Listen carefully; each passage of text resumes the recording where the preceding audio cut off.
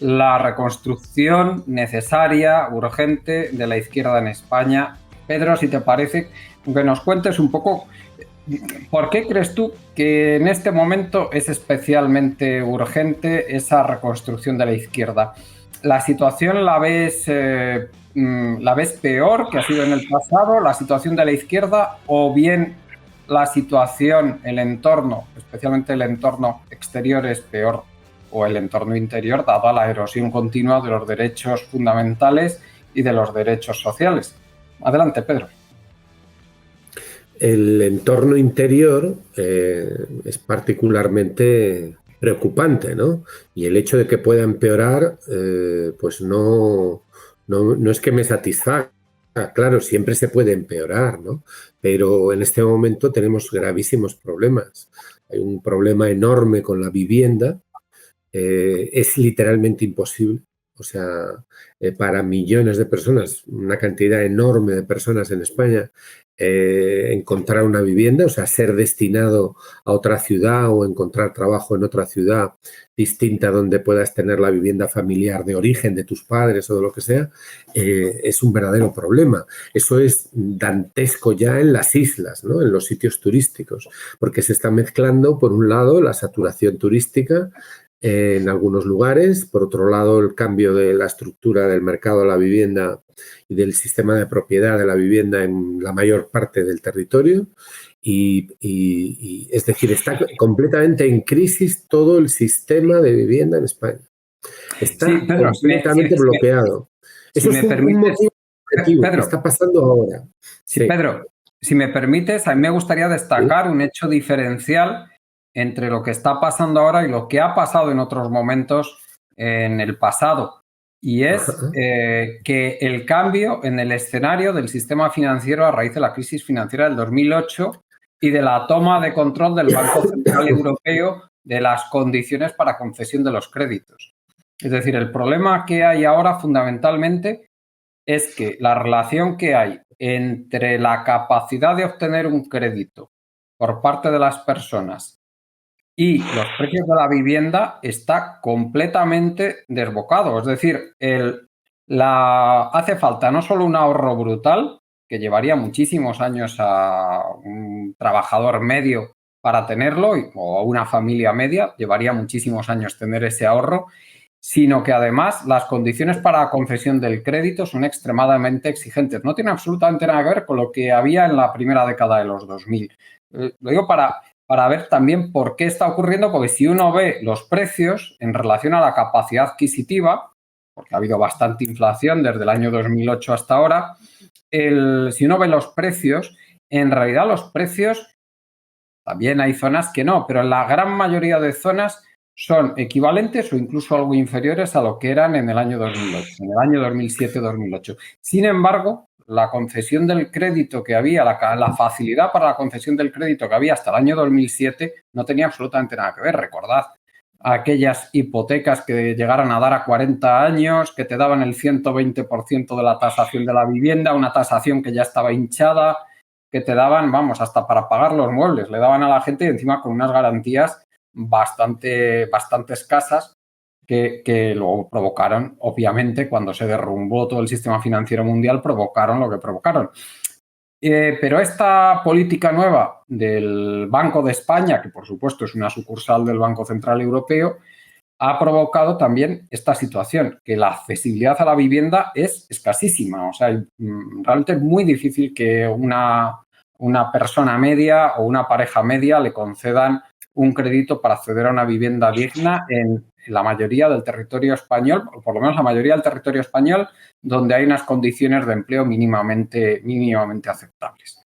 Bueno, Pedro, perdona, que te he cortado. No, decía que ha cambiado la estructura, está cambiando la estructura del mercado y de los comportamientos en el mercado y los actores en el mercado.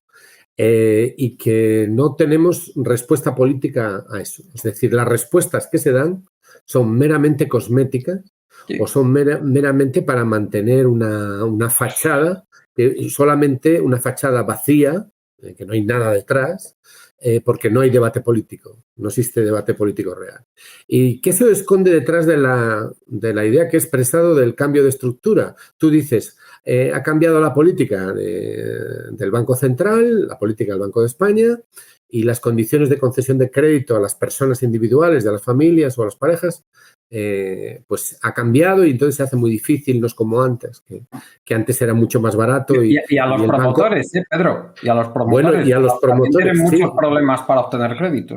Bueno, los promotores, sobre los promotores tendríamos que hablar bastante. Sí, pero que me refiero que no es son fácil. Ellos los bueno, ciertamente, pero es que eso no está impidiendo que se estén vendiendo muchísimas viviendas. ¿Por qué? No. Porque el cambio de estructura significa, por ejemplo, que hay que llamar de alguna manera a un fenómeno.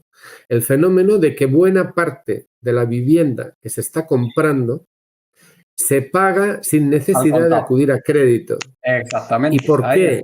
Porque los compradores son solventes en un grado no visto nunca hasta ahora.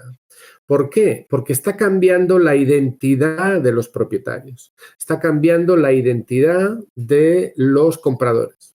Es decir, se están produciendo compras muy importantes, muy intensas, masivas, por parte de fondos de inversión extranjeros o por parte de inversionistas propios o ajenos. Es decir, que se está produciendo un cambio en la estructura de la propiedad. Si me permites, Pedro, todo esto ha venido motivado por esa falta de accesibilidad a la vivienda, a la propiedad de la vivienda por parte de los particulares, ha provocado que esta gente, que lógicamente tiene que vivir a algún lado, se vaya al mercado del alquiler. El mercado del alquiler, como lógicamente es muy inelástico, aunque ha aumentado algo el número de viviendas en alquiler, pero es inelástico, pues resulta que los precios se han ido a la estratosfera. Y esos precios que se han ido a la estratosfera han provocado que la propiedad de la vivienda en alquiler sea muy rentable, sea una inversión muy rentable y, por lo tanto, ha hecho que todos estos inversores acudan en masa a la compra de vivienda precisamente para obtener grandes rentabilidades, porque no solo es el propio alquiler, sino la revalorización de la propia vivienda. O sea, es un grandísimo negocio, la inversión en vivienda en España. Sí. Vamos, Carlos, que la culpa la tenéis las constructoras. Bueno, yo no trabajo exactamente para una constructora y no me he dedicado nunca a construir vivienda.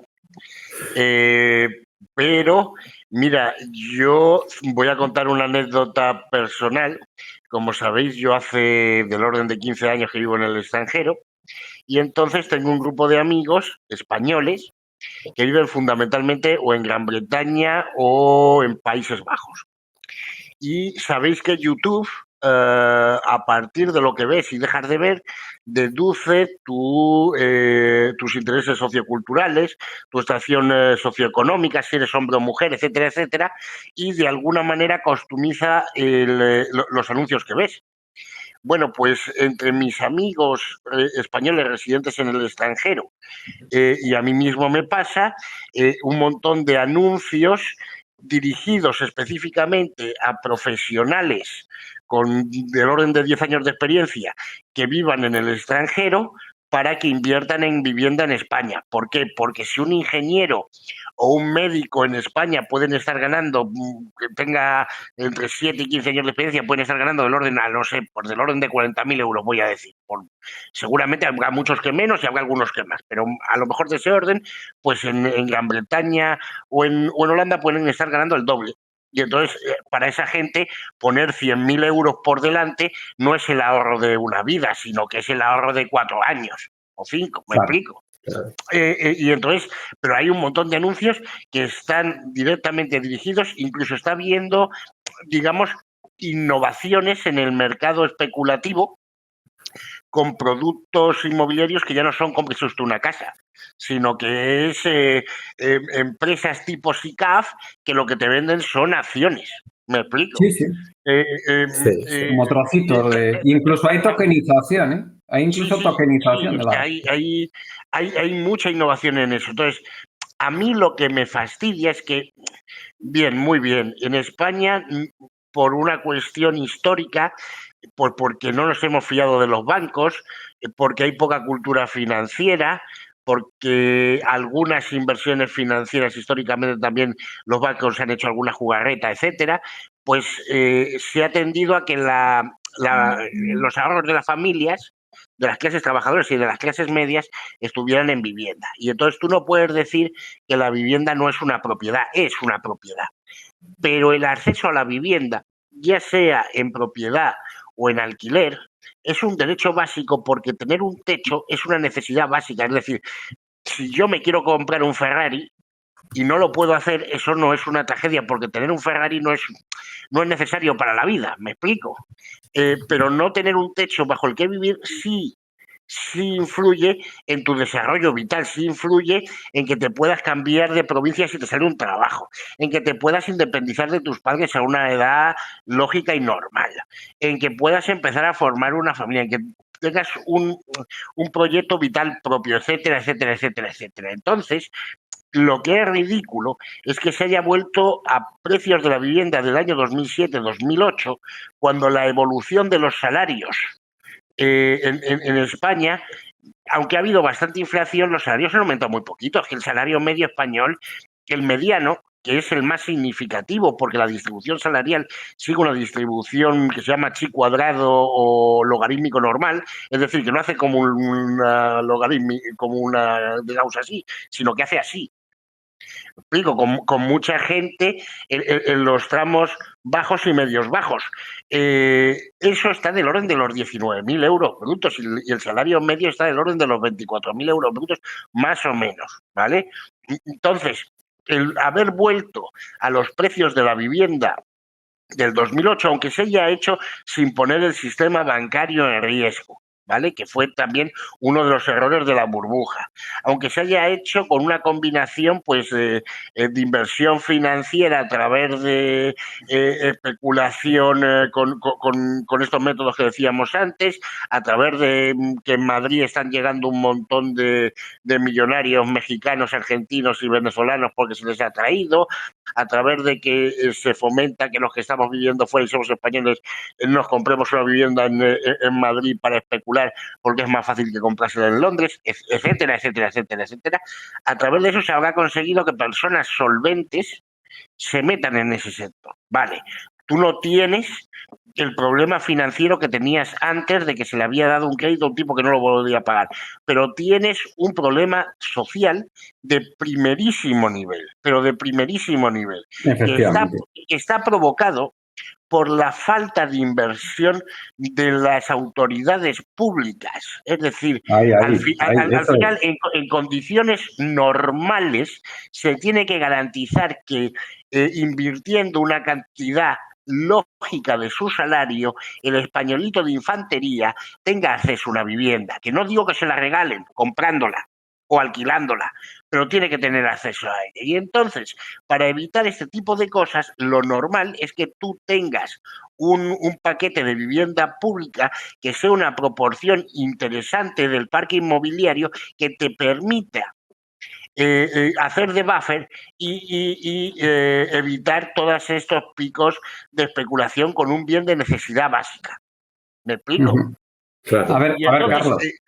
Carlos, que lo que está claro es que si hay ahora mismo, no lo sé qué la cifra que es, pero eso se puede calcular. Si hay ahora mismo un 30 o un 35% de la población trabajadora que no puede acceder a una vivienda en condiciones, pues lo lógico es que haya un parque público suficiente para cubrir las necesidades de esa proporción y que quien no quiera o por lo que sea, porque cree que por su estatus social puede aspirar a otra cosa y quiera gastarse más dinero, pues que se vaya al sector privado y se compre una vivienda en el sector privado a otro precio.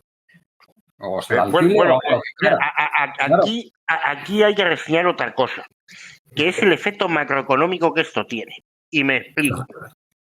Desde un punto de vista de extracción de rentas, ¿vale? Al final, el mercado inmobiliario, ya sea en compra o en alquiler, está actuando como un sistema de extracción de rentas de la clase obrera y la clase media-baja hacia los ricos y ya es incluso peor, porque ya no son ni los ricos nacionales, que al gastarse su dinero en España podían generar algo de riqueza. No, es que son ricos internacionales, con lo cual encima el dinero se te va afuera. Eso por un lado. Y por otro lado, aun cuando hay una parte de gente que va a tocotó, Me explico, y la paga así. Lo interesante desde un punto de vista de ahorro es comprarla apalancándose con el banco, ¿vale? El tipo que va a especular, pues lo lógico es que ponga un 30 o un 40%, el resto pide una hipoteca y la vaya pagando con lo que le dan de alquiler, y así, metiendo 100.000 euros, dentro de 17 o de 20 años, tiene 320 más lo que haya subido la inflación. El problema de hacer eso es que cuando tú das mucho crédito para comprar vivienda, el crédito que hay en un país es limitado, es decir, hay un crédito en un momento dado X. Y si el dinero se va a la especulación inmobiliaria, deja de irse a otras cosas que son mucho más interesantes. Es que la productividad de un país depende, pues, de la inversión en bienes de equipo, de la inversión en cambios de procesos productivos y su optimización, en la inversión de tecnología, en mejorar la formación de los trabajadores, en I+D, en innovación, ya sea tecnológica. Pero todo eso es muy complicado, Carlos. Eso cuesta dinero, ¿me explico? Eso es muy dinero que lo complicado. podían financiar los bancos. Si me permites, Pedro, te voy a hacer una pregunta que yo creo que va a ser muy interesante. A ver, ¿qué es lo que está pasando? Porque este análisis, que aquí tampoco estamos descubriendo la pólvora, que yo creo que es un análisis que para cualquiera que se quite las anteojeras de la demagogia que hay en los medios de comunicación, es evidente qué es lo que está pasando. Y también es evidente, y todos lo sabemos, que quienes tienen responsabilidades en los principales partidos políticos lo saben igual que nosotros, lo que está pasando. Claro que lo saben. Entonces, la pregunta es, ¿qué narices está pasando para que no tomen cartas en el asunto y consientan no solo que hayamos llegado a esta situación, sino que no tengan ninguna intención de que mejore la situación? Porque la situación, y aquí quiero recalcarlo, se va a poner muchísimo peor en los próximos años si siguen sin hacer nada, ¿eh? Claro. Entonces, Pedro, ¿qué es lo que está pasando? Bueno, lo que está pasando es que se está gobernando no para el interés público. Se está gobernando para el interés del capital, vamos a decirlo así, del propietariado, y ese propietariado es el propietariado de las grandes empresas, de los grandes fondos de inversión o de los grandes especuladores o de los grandes inversionistas. Porque el que una persona individual, pues más o menos ese profesional del que hablaba Carlos, bueno, pues invierta X en un piso y tal, bueno, eso al fin y al cabo no es más que una pequeña parte o una relativa parte del conjunto del mercado. El problema es cuando operadores internacionales y grandes grupos de inversión bueno, pues están entrando a saco, y además eso combinado con otros elementos, como por ejemplo todo el tema de los pisos turísticos, de los cambios, de todo eso, es decir, la combinación de elementos, ¿no?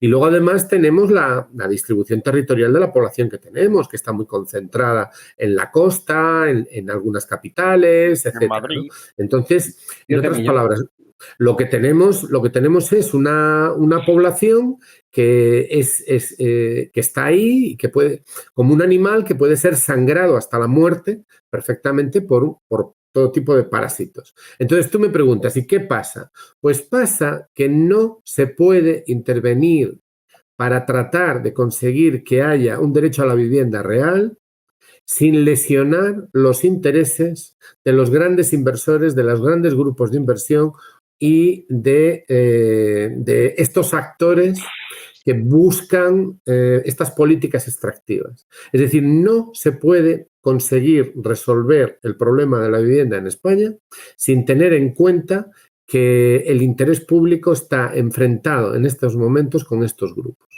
Y entonces la pregunta es, ¿quién hay en el Parlamento ahora, en este momento, que esté dispuesto, primero, a abrir un debate abierto y claro sobre este asunto, a denunciar la situación y a proponer medidas que cambien la cosa? Porque la gravedad del momento nos la da el hecho, no ya de que alguien proponga algo y no tenga mayoría para aplicarlo. Eso puede pasar, evidentemente. Ahora Barba, Carlos y yo somos el grupo parlamentario de la izquierda FETEN y proponemos, y no nos hacen caso, estamos en minoría. Vale, muy bien. Pero la pregunta ya no es esa, si se va a tener mayoría o minoría para eso. No, la pregunta es, ¿hay alguien ahí? O sea, ¿hay alguien que proponga algo? Pero algo de verdad, ¿eh? Y por favor, no me hable. A mí lo que me resulta, no hay nadie. Muy cachondo, Pedro, es que estén desde el gobierno diciendo que ya han salido en algunas ocasiones a decir que las competencias de vivienda están cedidas a las comunidades autónomas. ¿De verdad nos quieren vender ese cuento chino cuando desde Europa mandaron que se hiciera todo lo que hubiera que hacer para controlar el gasto público? No tuvo ningún problema el gobierno central en imponerle lo que le dio la gana a las comunidades autónomas, ¿de verdad? Pero vamos a ver, García Paje, por favor, García Paje tiene mayoría en Castilla-La Mancha. Claro, es decir, y no está haciendo nada. ¿Qué está haciendo? ¿Qué está haciendo al respecto? Nada. Bueno, Carlos, yo antes te decía que eso que planteabas Era... Pedro, tú vives en Castilla-La Mancha. ¿Qué está pasando con los precios en Guadalajara? ¿Ahí no están subiendo? Bueno, que se está subiendo. Una locura. Bueno, aquí la población en la provincia está creciendo enormemente en el corredor que une Madrid con Guadalajara. O sea, es una provincia que parte está en plena despoblación y parte está creciendo. Pero ¿dónde están los operadores públicos de vivienda? ¿Dónde está la oferta de vivienda de alquiler por parte de ayuntamientos, por parte de comunidades autónomas? ¿Dónde está esa oferta? No, todo consiste en ayudas al constructor. O en ayudas, es como cuando te dan un cheque de guardería. El cheque de guardería lo que hace es que las guarderías privadas suban los precios. Porque ahora el que va a llevar al crío a la guardería tiene un cheque que le dan. Y ese cheque va directamente al dueño de la guardería. Pero no hay un plan de guarderías públicas, ¿no? Eso no lo hay. Entonces, aquí Sí, dime. ¿Te acuerdas que antiguamente... como yo nací a principios de los 80, lo recuerdo vagamente. Qué viejos somos, Juan Carlos. Pero yo tengo un vago recuerdo de que a tiempo había una cosa que se llamaba cooperativa de propietarios y que se autoconstruían la vivienda, la cooperativa, en un terreno que les daban que era de protección oficial. Es decir, todos estos modelos que existen, que son legales, que son posibles, que se han utilizado en el pasado con éxito, eso ha desaparecido. Ahora tú dices que hubo un tiempo en el que había cooperativas de propietarios que se constituían en promotor para construirse su vivienda, y tú dices, rojo comunista. Y dices, oiga, no, en tiempos de Franco. Pedro, y una cosa, has mencionado las escuelas infantiles. A ver, por ejemplo, pregunta. Vamos a decir, un empresario que tiene entre sus negocios más de 100 escuelas infantiles. A ver si adivináis quién es. Pues no sé, pero... A ver, un señor ahí que le gusta mucho el deporte. Que tiene un banco, una constructora muy grande y que es muy del Madrid. Eso, Florentino Pérez. Es que vamos a ver, ¿quién hay que esté dispuesto a plantear estas cosas en el Parlamento? Porque yo os digo una cosa, hay mucha gente que critica, dice, bueno, votar no vale para nada, acudir a las elecciones es tiempo perdido. O sea, hay profetas y apóstoles aquí del no participar en las elecciones, hay un montón. Estamos rodeados de gente que dice eso. Vale, muy bien, pero... porque dicen que no se puede. Bueno, pero si estás en el Parlamento podrás plantear las cosas, ¿no? O sea, es lo que... realmente es verdad que si no se tienen apoyos suficientes, no se puede cambiar una política en el Parlamento. Pero tú en el Parlamento puedes perfectamente denunciar una política y hacer política dentro y fuera del Parlamento. Es decir, cuando hay tanto que ocultar, cuando hay tanto que esconder, y cuando hay tanta mentira, la verdad y la claridad resultan reveladoras. Y por supuesto que se puede hacer otra política, pero para eso hay que denunciar estos hechos. Sí, dime. Una pregunta. ¿Y tú qué opinas del cambio de discurso que ha dado Podemos desde el otoño del año pasado, desde hace un año a esta parte, que se han quedado fuera del gobierno, o sea, que se salieron, de la coalición de gobierno y se quedaron ahí en el grupo mixto? ¿Qué opinas? Porque ha habido un cambio de discurso, obvio, y sí que a veces les ves denunciando desde el estrado del Congreso, les ves denunciando cosas y diciendo cosas que no decían antes, por cierto. Pura hipocresía. Bueno, vamos a ver. Primero, ellos forman parte de la coalición de gobierno. Ellos forman parte de la mayoría. Bueno, que suelen votar a favor, sí, de las cosas. Son parte de la mayoría que apoya al gobierno. Eso empezando por ahí. Y en segundo lugar, elevan su voz en temas que antes callaban o que antes trataban de otra manera o justificaban de otra manera, pero hay una constante, siguen proponiendo estupideces. Es decir, los temas sobre los que alzan la voz pueden ser más o menos adecuados o más o menos correctos, pero las propuestas que siguen haciendo son en su gran mayoría ocurrencias, no son ideas Entiendo. que tengan un fondo, ¿no? Y todo consiste además en una política mediática. Lo único que le falta es volver a resucitar lo del autobús de 2 pisos para pasear unos rótulos con lo de la casta por Madrid, para hablar de estos 2 o 3 temas de los que ahora están hablando. Es decir, además hay una cuestión. Si tú con 4 diputados das guerra, como estás dando, pues que no podrías dar con 70, ¿no? Es decir, ellos ya han demostrado suficientemente que pueden tener decenas y decenas y decenas de diputados y no conseguir influenciar realmente las políticas. Lo que han hecho fundamentalmente es salvar al PSOE, convertir al PSOE en el partido necesario. Han salvado al régimen del 78. Han salvado al régimen del 78.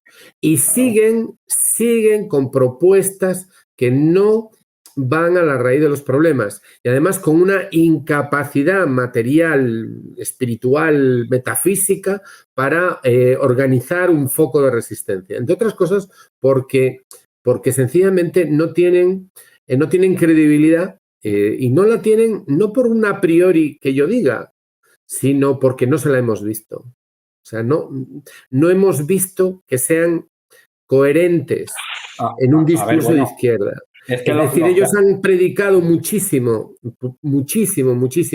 en contra de la idea de que la izquierda es importante. Es decir, ellos han estado en contra de la dinámica izquierda y derecha, han estado en contra del enfrentamiento, han estado en contra de políticas que podían provocar confrontación. Es decir, han justificado lo injustificable. Entonces tienen serios problemas ideológicos ahí que les necesitarían cambiar ideológicamente, pero es difícil. Bueno, vamos a ver, quienes les apoyen, pues que les apoyen. Y a mí lo que me encantaría es que pudieran tener éxito, o sea, que acierten en sus críticas, que acierten en sus proyectos, en sus propuestas. Por supuesto que me gustaría, pero es que no veo que lo vayan a hacer.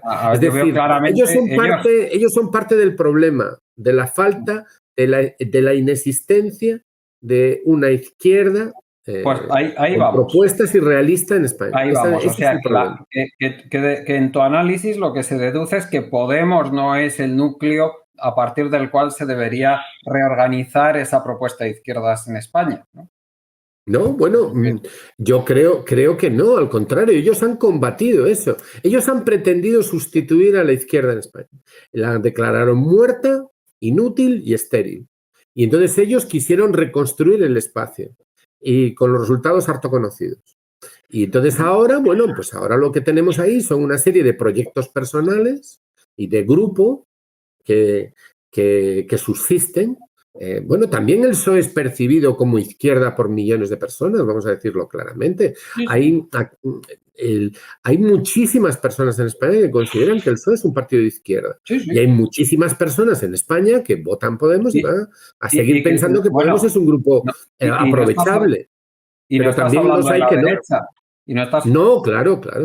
Bueno, la derecha, lo que pasa es que ha habido un la derecha piensa que Pedro Sánchez es de Hamás. Entonces, bueno, pues ¿qué quieres? Ha habido un movimiento en los últimos 40 años en los que, digamos, que políticas que antes eran socialdemócratas clásicas, y que las podía haber hecho Willy Brandt, por ejemplo, o incluso socialliberales, que las podía haber hecho Felipe González o Blair, hoy se consideran propias de un rojo bolchevique.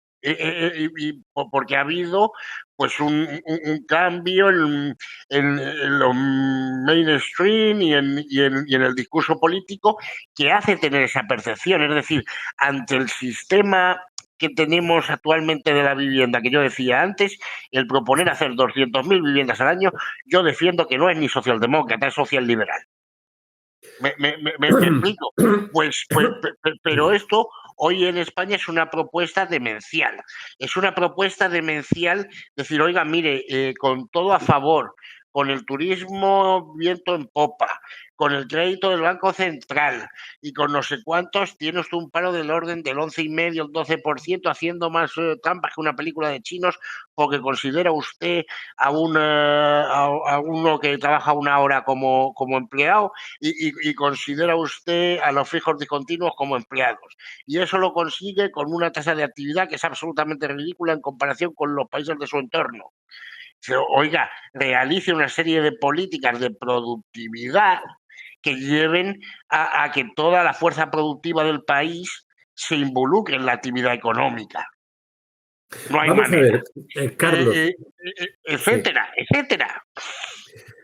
Carlos, has dicho cambio de actividad productiva y que las potencialidades que tiene el país se apliquen en ese cambio. Pues eso me parece muy sensato. Claro. Entonces, aquí, nosotros lo que estábamos intentando plantear era ¿qué es más? Era la pregunta inicial, vamos a recordarla. ¿Qué es lo que es más preocupante? ¿La situación internacional y cómo nos puede afectar y el tipo de respuestas que se da desde España? ¿O la situación interior? Y sabiendo que las dos cosas están relacionadas. Es decir, que son focos distintos, pero es un mismo sistema, ¿no? Es un sistema que está en conexión. Entonces, yo ponía de ejemplo que el tema de la vivienda es un tema gravísimo que afecta a la vida cotidiana de millones de personas. Ahora estamos en septiembre y están llegando a las ciudades donde hay universidades decenas o cientos de miles de estudiantes. Y bueno, yo lo recuerdo cuando yo era estudiante en Madrid, el hecho de tener que alquilar habitación o alquilar un piso, bueno, ya era un problema en un momento determinado. Yo ya tengo unos cuantos años, ¿eh? Sí. Es decir, bueno, entonces ahora ya estamos directamente en lo intolerable. Es decir, esto cualquier persona que tenga hijos en edad de estudiar o cualquier persona que esté estudiando y que llegue a Madrid, a Barcelona o a cualquier otra gran ciudad, a Salamanca, a Santiago de Compostela, a Oviedo y tenga que buscar un sitio donde meterse como estudiante, tiene que reconocer que hay un problema gravísimo. Esto ya no afecta a no sé quién, escala o segmento de población, de renta en un sitio lejano. No, estamos hablando de tus hijos o estamos hablando de ti mismo. Es decir, menos los que ya tienen la suerte de tener su propiedad o sus recursos y tal, para la mayor parte de la gente normal, de eso que antes se llamaba clase media, es ya un problema. Eso es un problema grave. Bueno, hay más problemas graves. Más problemas, ¿no? Estábamos contando todo lo que pasa con el turismo que estaba en conexión con todo esto. Pues sí. Pero también hay más problemas. Está el problema vamos a ver, por ejemplo, la destrucción ecológica y de cómo se está construyendo una especie de burbuja de las renovables y del hidrógeno que van a liquidar literalmente cantidades enormes de terreno biológicamente viable para la producción de alimentos o para lo que sea, que va a ser sustituido por de un valor ecológico grande, como es el desastre del Maestrazgo. Bueno, por ejemplo, entonces tenemos destrucción del territorio, aprovechamiento de la despoblación para destruir el territorio, cambiarlo de sentido y además con los problemas ecológicos que implica determinados tipos de explotación masiva de la energía, ¿no? Porque ahí hay muchísimo que hablar. O tenemos proyectos delirantes como el que quieren hacer en el centro de Lugo, con las plantas de procesamiento de celulosa que quieren construir, mientras el modelo de lo que supone un país convertido en plantación de eucaliptus lo estamos viendo en Portugal estos días, ¿no? Bueno, pues entonces empieza a sumar cosas, ¿no? Luego nos dicen que la inmigración masiva es la solución. O sea que como falta gente, falta gente, pues entonces la proyección que nos dan de X millones de inmigrantes necesarios, eso es una solución. Pero vamos a ver, pero el que crezca la inmigración va a resolver el problema de la identidad de los propietarios de vivienda.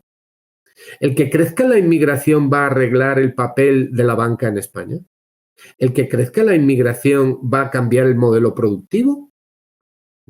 Porque ¿qué tipo de migrante estamos reclamando nosotros? Ingenieros de sistemas. Tenemos aquí una planta de fabricación de chips y ese es en lo que estamos invirtiendo nosotros.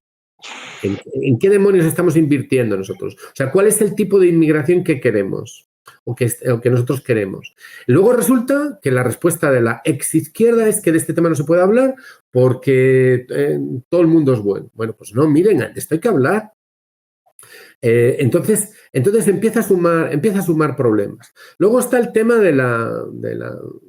otro de los grandes temas, el tema territorial, el tema del modelo de Estado territorial, el papel de las comunidades autónomas, de las nacionalidades históricas y de la financiación de las comunidades. Bueno, a mí me parece muy bien, y hay países en Europa donde las regiones, por ejemplo en Alemania, ¿no?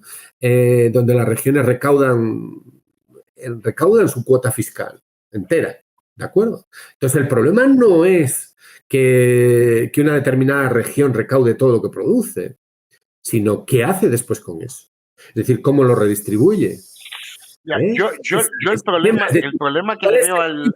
políticas que haces con eso. Y entonces lo que estamos viendo, perdona un momento, lo que estamos viendo, por ejemplo, es como Junts es una fuerza neoliberal y reaccionaria a la hora de tratar el tema de qué se hace con lo que se ha recaudado. Sí. Porque acaban de votar en contra de unas medidas muy tibias, pero muy tibias, en el tema de vivienda. Es decir, ¿cuál es el modelo político, social, económico, fiscal y redistributivo de buena parte de eso que se llaman nacionalistas o soberanistas?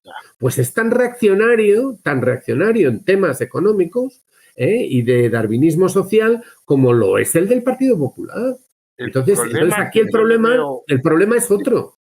El problema que yo veo a tu discurso, que es en principio correcto al identificar un problema, es decir, si tú pillas los 6 o 7 problemas esenciales eso es.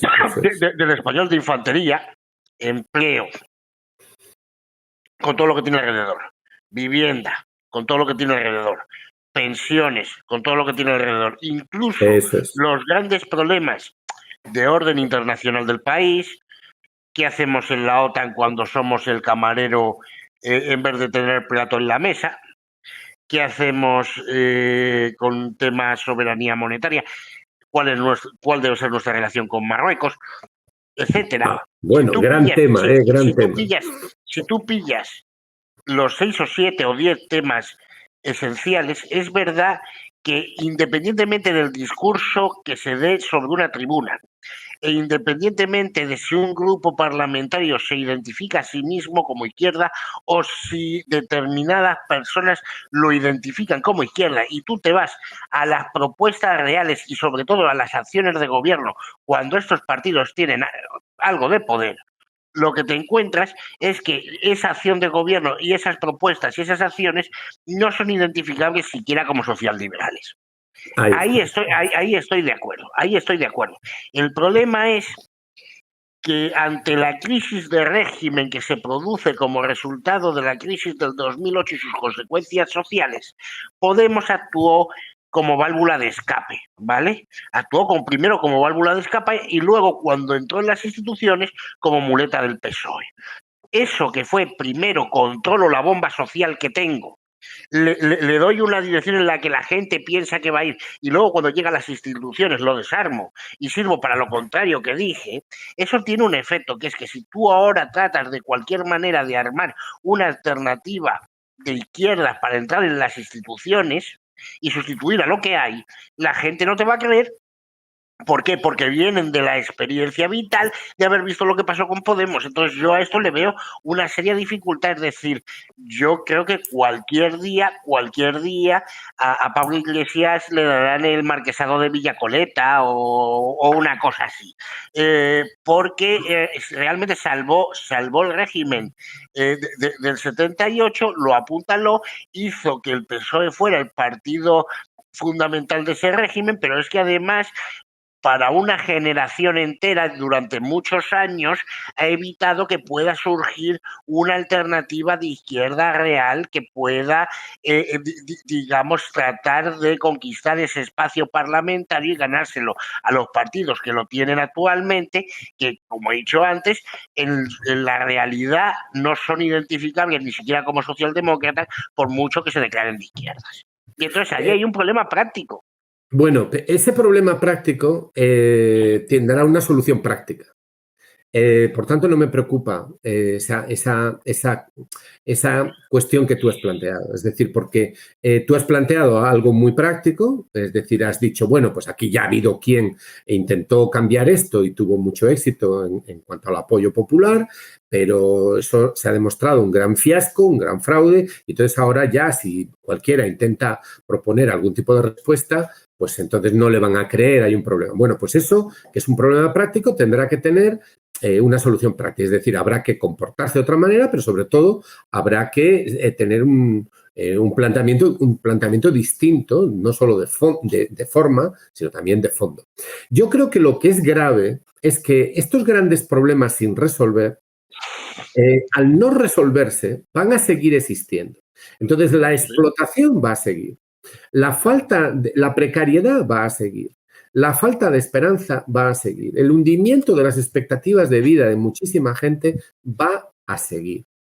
Y eso es lo que hace que los problemas persistan a lo largo del tiempo. Y si los problemas persisten a lo largo del tiempo, el sufrimiento persiste a lo largo del tiempo. Y ahí es donde viene la respuesta. ¿Cuál es el drama?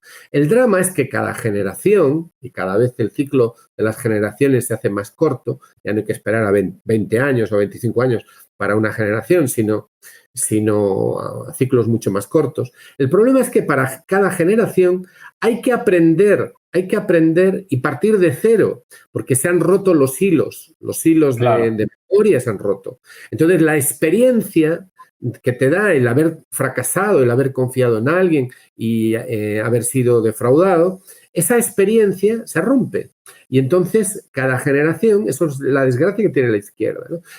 Cada generación tiene que luchar por mantener la memoria de las luchas y de los fracasos porque además necesita hacerlo si quiere vencer en el siguiente enfrentamiento, porque la precariedad, la explotación, la alienación siguen ahí. Eso es lo que no cesa, ese es el elemento de continuidad. Entonces, mientras hay explotación, habrá resistencia. La cuestión es que la resistencia social tendrá que tener, si es posible, habrá que conseguir que no parta de cero cada generación o cada X pocos años, ¿no? Entonces, ¿cómo se puede? Eso es un problema, Pedro, técnico. Dime. Fíjate, Pedro, que yo es una cosa que me he encontrado con gente relativamente joven, ¿eh? O sea, con gente que ahora puede tener 20 y tantos años, que ya el 15M les parece... Claro, eso yo lo veo en la facultad. Les parece la prehistoria.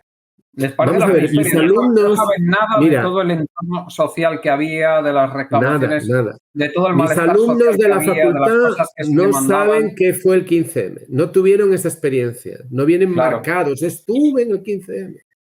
Nada. Sí. O sea, por eso digo que se acelera muchísimo.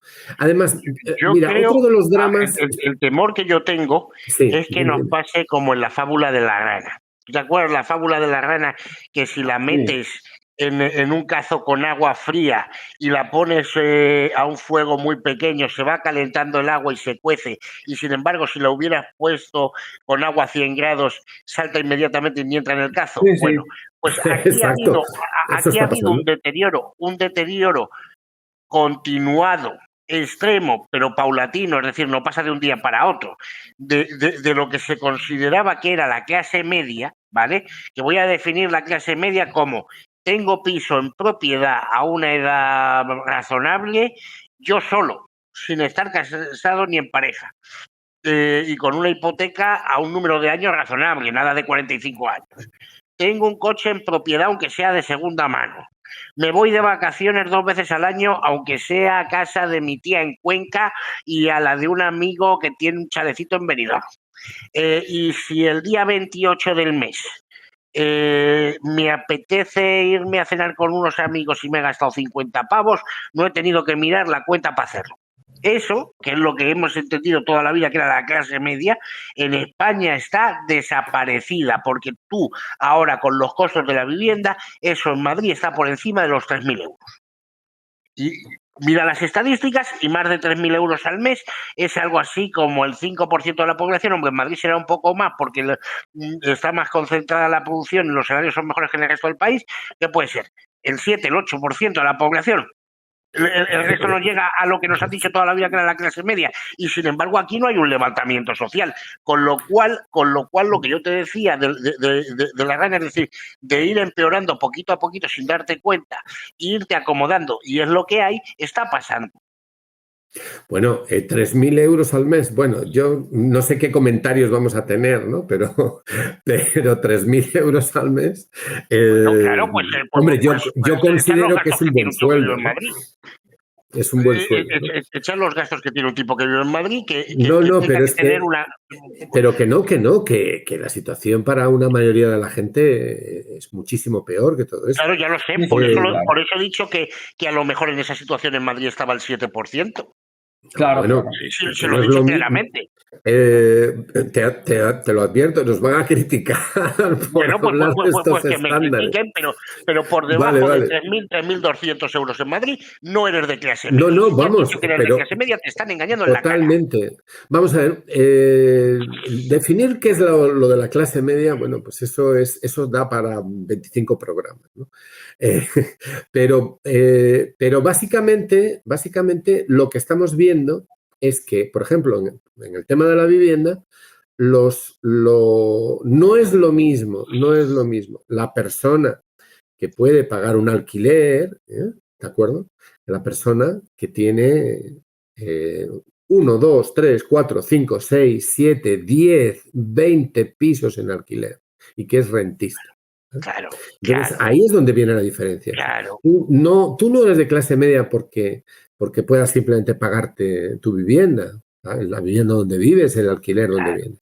Es decir, si estamos hablando exclusivamente de temas socioeconómicos, sería mucho más fácil, ¿no? Pero eso se ve muy bien. Hay unos estudios muy interesantes acerca de cuáles son los niveles de renta de caseros y de alquilados, ¿no? Y entonces es muy interesante. Es muy interesante porque hay muchísima demagogia en esto. Muchas veces nos dicen, bueno, es que claro, tú tienes una pensión, tienes un pisito alquilado. Ya. Bueno, pero eso es una... y lo estás tratando como si fuera, Warren Buffett. No, además, eso es injusto. Pedro, una cosa que no sabe la gente es que el rentismo inmobiliario está cuantificado por el INE y publica las cifras todos los años. Totalmente, sí. Claro. Entonces ahí se ve claramente y ahora mismo ronda el gran 4% tenedor. del PIB. Se ve. Claro. Y esos no son clase media, Bueno, pero vamos a ver. Mirad, lo que yo creo que es un drama es que toda esta larga serie de problemas que podríamos enumerar y que no se están afrontando en el Parlamento ni en la vida política española, que no, en debates en profundidad que permitan que salgan las contradicciones y las propuestas. Y venga, podemos hacer una lista. Hemos dicho aquí vivienda, ecología, modelo productivo, energía, inmigración, una serie de problemas, ¿no? Podemos sacar más. La inexistencia de banca pública. Venga, podemos sacar más. Vamos a imaginar que hemos estado aquí desgranando problemas en los cuales se necesitaría un nivel valiente de debate y una profundidad en el debate y propuestas rompedoras que realmente hagan ver a la gente que nos están tomando el pelo todos los días, ¿no? Y que no hay propuestas. Bueno, pero... Educación, sanidad pero que sí existen respuestas. Claro. Eso es, por ejemplo. Bueno, ya hemos hecho la lista. ¿Sabéis lo que yo creo que es un drama? Creo que vamos a coincidir. En que sea la extrema derecha, la única que está pretendiendo dar una respuesta a esos grandes problemas. Porque los denuncia, hace populismo barato en el sentido de conectar con los prejuicios de la gente y decir 4 superficialidades criminales, todo hay que decirlo, para dar respuesta a esto, y entonces se lleva a muchísimos apoyos. Es decir, el problema es que la extrema derecha siempre históricamente ha sabido jugar con problemas sacados de la realidad a los que ha dado respuestas criminales, basadas en el uso de los prejuicios de la multitud. Es decir, lo que convierte a la extrema derecha en un problema es la conexión entre la extrema derecha y la multitud. Y sobre la base de trabajarse los prejuicios y dar respuestas criminales a algunos problemas que son ciertos. Porque hay problemas que son ciertos. Entonces, si alguien de extrema derecha dice que hay un problema con la vivienda, pues es que hay un problema con la vivienda, independientemente de que lo diga la extrema derecha. Existe un problema con la vivienda. El problema viene cuando das el tipo de respuesta, ¿no? El tipo de respuesta es el que te permite ver con quién estás hablando. Es especialmente criminal, porque si se hiciera un Instituto Nacional de Vivienda y se le dotara de las funciones para forzar a los entes locales a que colaboren con él, ¿vale? Yo te aseguro, porque trabajo en el sector de infraestructuras y tal, y lo he hablado con gente que sabe, que esa vivienda que te está costando en el extrarradio de las grandes ciudades de Madrid, de Barcelona, etcétera, 250.000 euros que nadie puede pagar, lo podría vender ese instituto con beneficio por entre 70 y 90. Me explico, ya. Con beneficio, es decir, que no solo el ciudadano pagaría 75 o 85.000 euros por la vivienda, no, es que ese instituto tendría beneficios. No, pero por supuesto que sí. Vamos a ver, lo que estoy diciendo es que se necesita articularse en torno a un programa, es decir, tenemos que plantear la lista de problemas y construir un programa con propuestas concretas. Y eso es la base para sumar apoyos. Lo que se necesita es tener unos principios y una voluntad para defender eso y luego saber moverse políticamente. Es decir, cómo se negocia, cómo se dialoga, cómo te mueves en un parlamento, porque aquí a lo que hemos asistido en los últimos, pongamos, 10 años, más o menos, es al espectáculo del PSOE toreando como ha querido, ha jugado con ellos, con todos los apoyos a su supuesta izquierda, como ha querido. Es decir, ha sido una faena de aliño la que ha hecho. Es decir, yo no sé quién ha estado negociando qué programas ni nada, pero realmente se lo han puesto muy fácil y se los ha llevado al huerto a todos. O sea, es una cosa absolutamente delirante. Claro, esto es lo que pasa cuando no tienes principios, cuando no tienes claro qué quieres hacer y cuando estás encantado de conocerte, ¿no? Que viene una fuerza sistémica como el PSOE y vamos, te lleva donde quiere. Y eso es lo que les ha pasado. Y te lleva por delante, además. Y se te lleva por delante, ¿no? Bueno, yo creo que ¿sabéis las últimas... Que son más tiernos que el Día de la Madre y que eso ya estaba planeado para que se lo llevaran por delante. Me explico. Bueno, pues sí.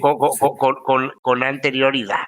Y que habría dentro de Podemos muchos que estaban comprados y otros que no se enteraron de lo que pasaba. Me explico. Pero que esto estaba planeado, yo cada día lo tengo más claro.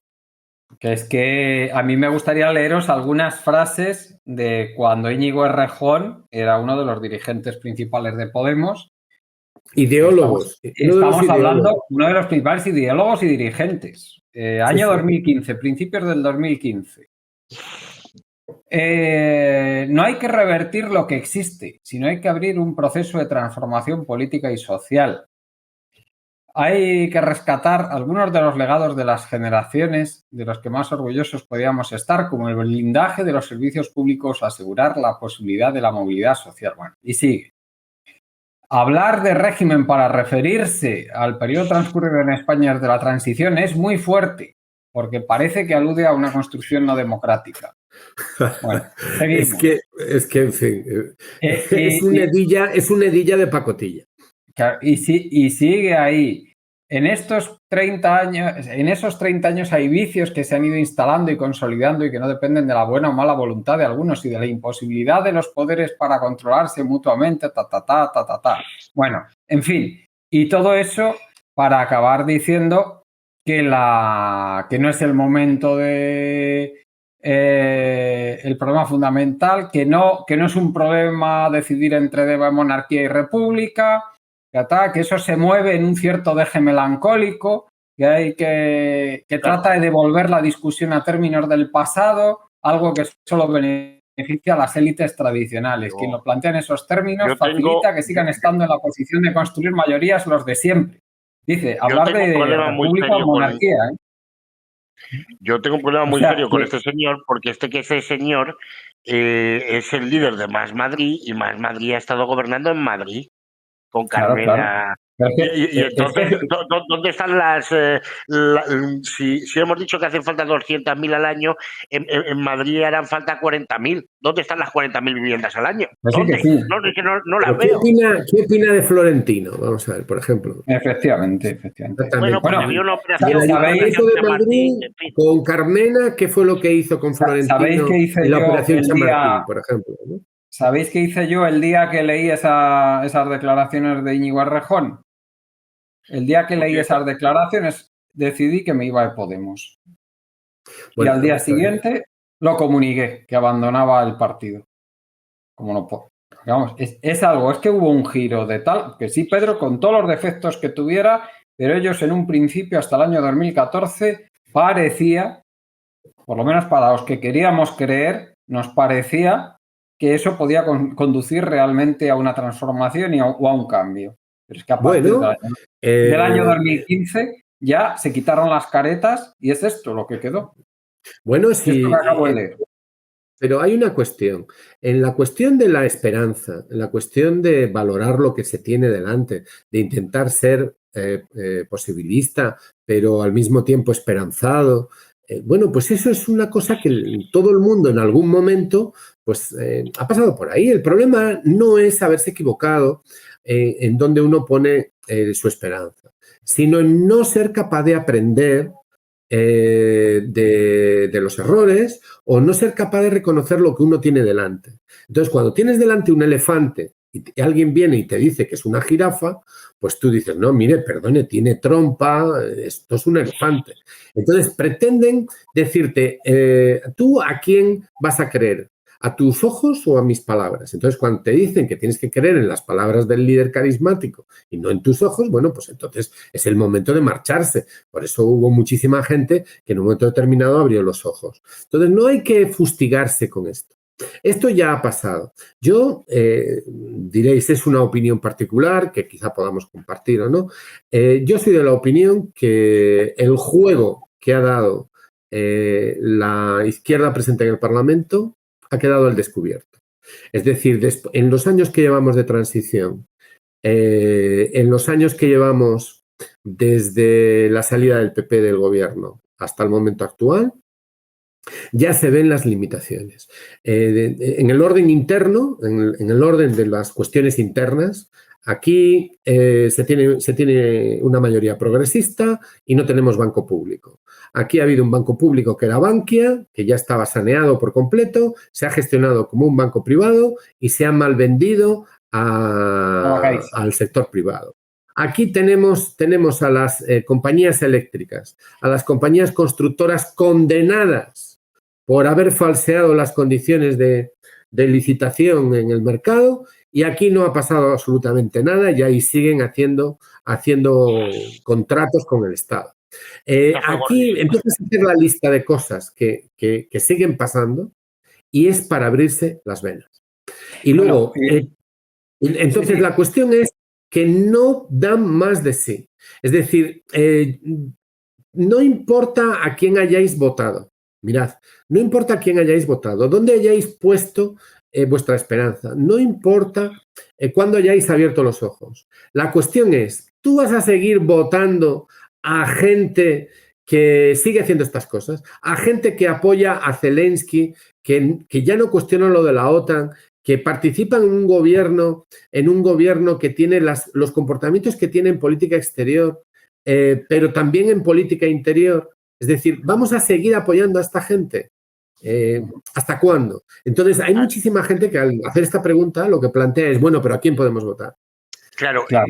Yo el problema que le veo es que yo esto lo llevo diciendo desde que salió Vox, que si Vox se convertía realmente en un partido de orden fascistoide, es decir, si copiaba a Le Pen y todo el discurso social de Le Pen y todo ese discurso anticapitalista de Le Pen, ¿vale? Si lo copiaba manteniendo todo lo otro que tiene de defensa de la tradición, de la nación, de conservadurismo, si hacía eso, hay una parte fundamental de la clase obrera que está cabreadísima con lo que hay hoy en día, que sería la extrema derecha. Yo creo que eso no ha pasado porque a la gente de Vox intelectualmente no le llega. Me explico. Pero si les hubiera llegado, podían tener el doble de votantes, porque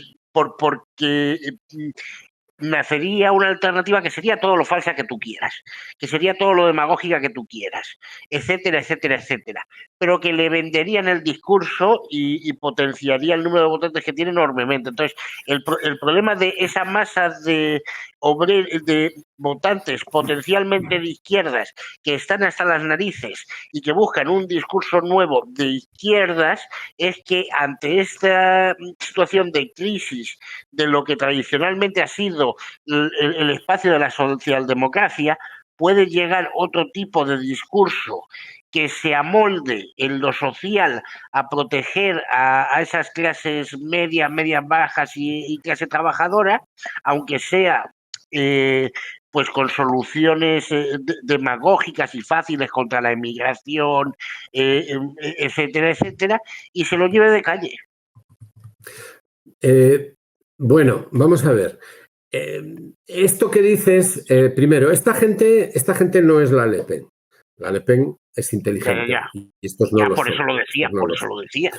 Pero sí coinciden en una cosa, son extrema derecha. Y la extrema derecha, como te digo, es un tipo de fuerza, primero, que no es democrática, que no tiene valores democráticos en absoluto, que son anti-izquierda y anti-valores de la ilustración y los valores de los derechos humanos, completamente, y no creen en modo alguno en el modelo democrático. Y además son profundamente antisocialistas y anticomunistas.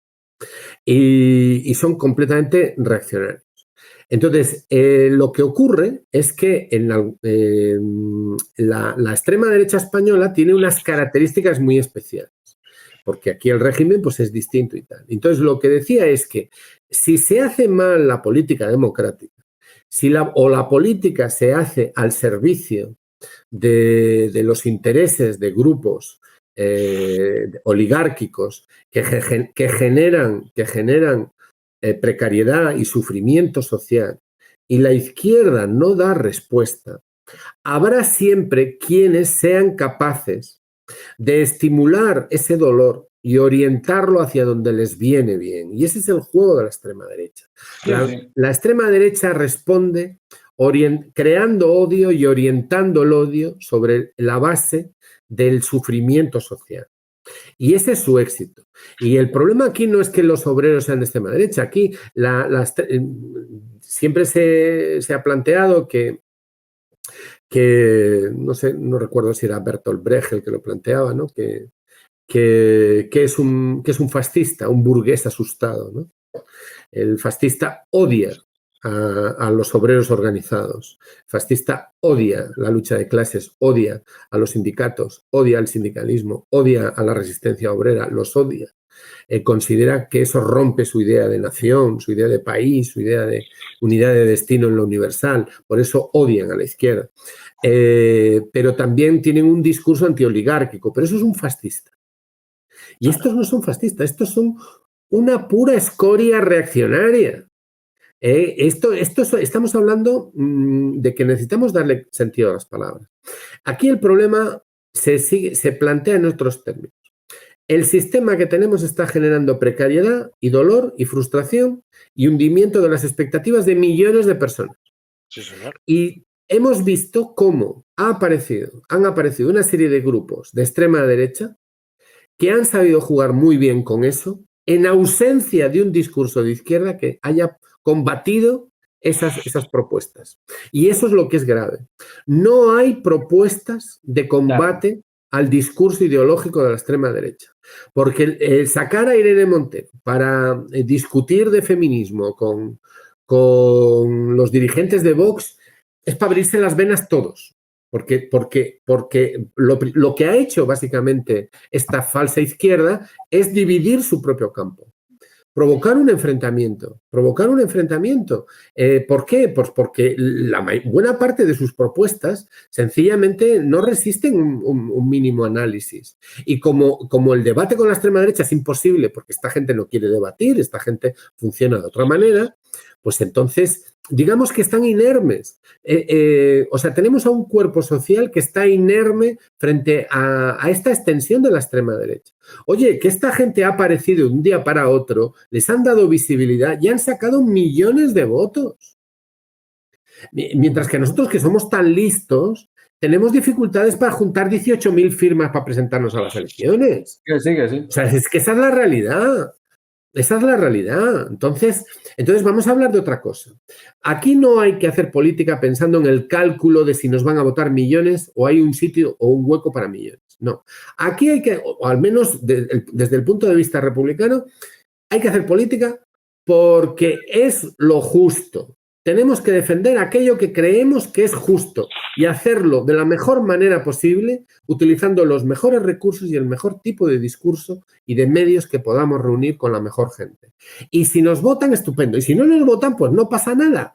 Seguiremos insistiendo porque, desgraciadamente, los problemas no se van a resolver y a lo mejor tendrá que ser la siguiente generación la que dé la batalla. Hay batallas que hay que dar porque es necesario darlas. Y la extrema derecha no hay que combatirla. ¿Y cuál es el problema? El problema es que la falsa izquierda, esta falsa izquierda que tenemos, que ha sabido jugar, como tú muy bien decías, Carlos, que ha jugado con las expectativas de la gente, ha generado desmovilización. Bueno, pues tenemos que ser capaces de desarrollar un programa, de desarrollar propuestas, de juntar la gente que podamos para poder extenderlo y hacer política de otra forma y conseguir apoyos. Necesitamos crear una red republicana en toda España, o llámale como quieras, que en un momento determinado podamos activar para poder presentarnos a las elecciones. Necesitamos sumar 10.000, 20.000, 30.000, 40.000, 50.000 personas que estén dispuestas en un momento determinado a apoyar una lista o apoyar a una propuesta organizativa en torno a un programa para poder dar la batalla. Porque la falta de medios, ¿cómo se cubre? Se cubre con el apoyo. Esto no es aquí nosotros no necesitamos un señor que venga aquí y ponga dinero, un país o no sé qué o no sé cuánto. No, lo que necesitamos es la fuerza de las convicciones, la fuerza del número, la fuerza de la organización. Eso es lo que necesitamos.